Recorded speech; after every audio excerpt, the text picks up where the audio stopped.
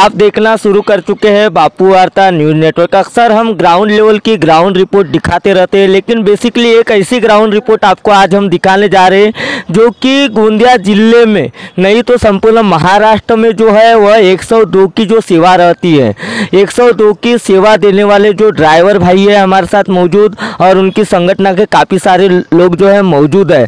और उनका आज अगर हमारे सूत्रों के हवाले जानकारी अनुसार 19 महीने से उनका मानधन नहीं हुआ है।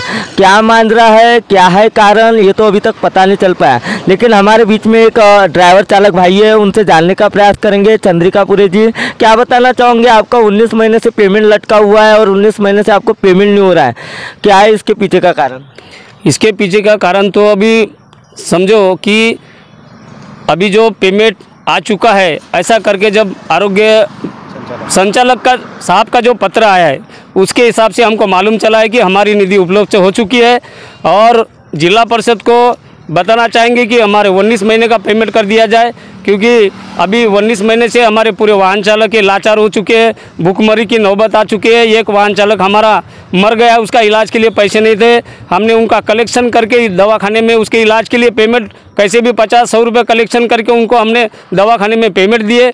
और अभी शासन से ऐसी मेरी अनुरोध है कि कृपया दीपावली के पहले ये भी दीपावली हमारी अंधेरे में नहीं जाना चाहिए, हमारे बाल बच्चे भूखे नहीं मरना चाहिए और हमारा पेमेंट 19 महीने का क्लियर कर देना चाहिए।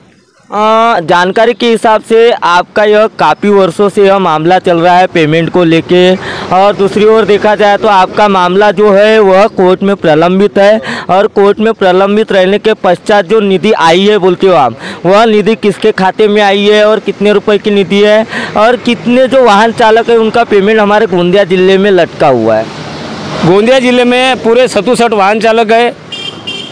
67 वाहन चालकों में से 19 महीने से किसी का भी पेमेंट नहीं हो चुका है अभी तक के। और निधि ये जो है, जो मंत्रालय से आरोग्य डिपार्टमेंट से जो निधि आई है वो CS सर के नाम से आई है, उनके नाम से लेटर है। तो उन्होंने अभी तक बोला है कि तुम्हारे निधि नहीं आई चुकी है। हम लोग जब मिलने गए तो उन्होंने बोला कि भी तुम्हारी निधि नहीं आई, और हमको पुलिस डिपार्टमेंट का धमकी दिया गया।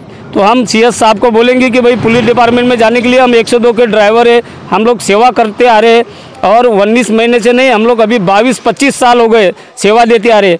और ये सेवा के कारण हमारा जो ऑर्डर रुक चुका है, हमारा कोर्ट में केस चालू है। वो कोर्ट का केस ऐसा है कि कोर्ट में जो ठेकेदार के ऊपर में हमने स्टे लाए हैं और ठेकेदारी से हम ऑर्डर नहीं लेंगे, हमारी मांगनी NRHM से दो, ऐसी हमारी मांगनी है। और 67 पूरे वाहन चालक है वो पूरे तटस्थ है। कोर्ट का रिजल्ट जब भी लगे, लेकिन अभी 19 महीने का पेमेंट जो है वो CS साहब ने कर देने को ना। ये बताइए, जिस तरीके से आप बता रहे हो और काफ़ी वर्ष से आपका जो है आमरण उपोषण भी चलते रहा, और आमरण उपोषण चलने के पश्चात इसके ऊपर शासन प्रशासन ने कहीं ना कहीं तो दखल ली होंगी। शासन प्रशासन ने दखल ली मतलब कैसा है कि हम लोग पहले NRHM में थे, NRHM से इन्होंने प्राइवेट सेक्टर में हमको डाल दिया गया। वो हमारी भूल थी कि हम लोग वो प्राइवेट सेक्शन का ऑर्डर ले चुके थे और हमको बिना रिलीव किए इन्होंने हमको ऑर्डर दे दिया था ठेकेदार साहब का। वो दयानिधि साहब थे, CO साहब, उन्होंने हमको धमकाए थे कि तुम ऑर्डर नहीं लोगे तो तुमको खाली कर देंगे। हमने बोला 25 साल से हम लोग काम कर रहे, हम खाली कैसे रहेंगे और हमारे बच्चे भूखे मर जाएंगे, इसलिए हमने सेवा देते रहे। और आज 25 साल आपकी बात को रोकना चाहता हूँ। आप जनता के हित के लिए 102 के जरिए सेवा देते हो और काफ़ी सारे जो है जनता है उनकी समस्या का निवारण करते हो। कहीं ना कहीं कोई एकदम सीरियस पेशेंट रहता है, कुछ रहता है, और उसी बीच आप एक ड्राइवर भाई बन के और जो जनता है उन्हें बचाने का प्रयास करते हो। लेकिन आज बड़े दुर्भाग्य की बात है, आपके साथ ऐसा हो रहा है। और क्या लगता है आपको? अब क्या करेंगे, सेवा देने का तो काम हमारा है ही। अब पूरा हमने अपना जीवन त्याग दिया है सेवा देने का। 102 का काम कैसा है, छोटा बच्चों है, डिलीवरी है, रात बेरात जाना पड़ता है, 24 घंटा सेवा देते हैं।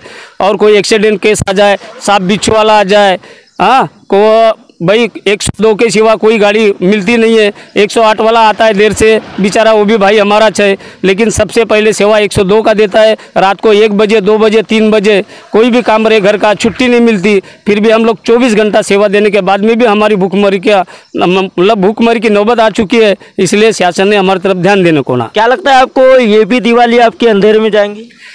ये दिवाली तो अंधेरे में नहीं जाएंगी, क्योंकि हमको हमारे लाडले आमदार और जिला परिषद अध्यक्ष साहब उन्होंने हमको आश्वासन दिया है कि तुम्हारा पेमेंट कर दिया जाएगा।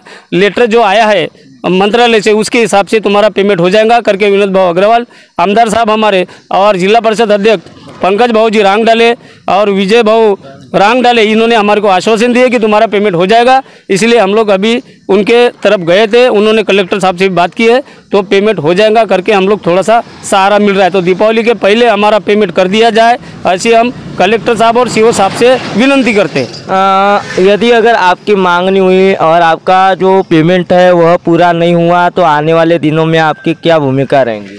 अगर दीपावली के पहले पेमेंट नहीं हुआ तो मैं अन्न त्याग आंदोलन करूंगा, अन्न और पानी त्याग आंदोलन करूंगा जिला परिषद के सामने में। सिर्फ मेरी कमेटी रहेंगी, पूरी गाड़ियाँ चालू रहेंगी, सिर्फ कमेटी के 4 लोग और उसमें से भी मैं अन्न आणि पाणी याच्या तीव्र आंदोलन छेडणार आहोत मी।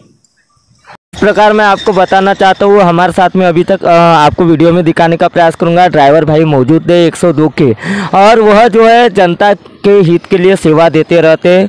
माना जाए तो आज उनका परिवार जो है वह भूखमरी से जी रहा है और काफ़ी सारी शिकायतें आती है। और आज ये यहाँ पे जिला परिषद आए थे, इन्हें कहीं ना कहीं आस थी कि आज हमारा पेमेंट हो जाएगा और पेमेंट के खुशी में ये लोग आए थे, लेकिन फिर भी नाराज ही होकर जाना पड़ रहा है। और नाराज होने की वजह से आज इनके ऊपर बहुत बड़ा पहाड़ टूट पड़ा है। क्या लगता है आपको कि इन्हें पेमेंट हो पाएगा या नहीं? एक सवाल बनकर रह जाएगा। दूसरी ओर देखा जाए तो यहाँ के संबंधित जो है जिला परिषद के अध्यक्ष, गोंदिया विधानसभा क्षेत्र के विधायक तथा यहाँ के बड़े बड़े जनप्रतिनिधियों से इन्होंने गुहार लगाई है और संबंधित विभाग के जो अधिकारी है वरिष्ठ उनसे भी इन्होंने गुहार लगाई है। क्या लगता है आपको कि पेमेंट हो पाएगा? गुहार लगाने का फायदा मिलेगा या नहीं, या इन्हें अन्न त्याग आंदोलन करने पर मजबूर होना पड़ेगा? दर्शकों, तो ऐसी खबर देखने के लिए बापू वार्ता न्यूज़ नेटवर्क को सब्सक्राइब कीजिए, बेल आइकन पर प्रेस कीजिए। गोंदिया से देवेंद्र दमाए। अगले पार्ट में पार्ट 2 के साथ इनका आंदोलन शुरू रहता है या आंदोलन शुरू करना पड़ता है या अन्न त्याग आंदोलन पर बैठते हैं, ये देखने लायक नज़र रहेगा और काफ़ी गंभीर मसला रहेगा।